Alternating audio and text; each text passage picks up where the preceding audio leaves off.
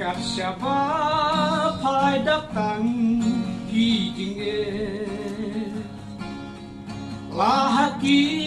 snong kitau himaret nekrau nong yalam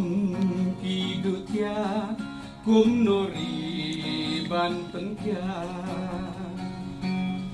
slam kapno ding pengkiang ken laban khang nengki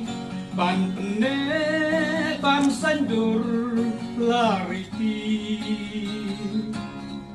neng kong na larumpei shua ban mi pertei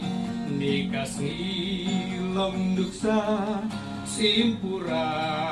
kahima simakrau hakaken himaken mawat len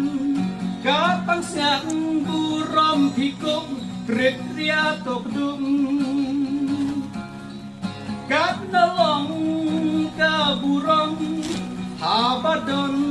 simukwi hima ai kalong kawei yang situwi iso san so kerdon wat agel mulon urong sim kan suci himakum baladi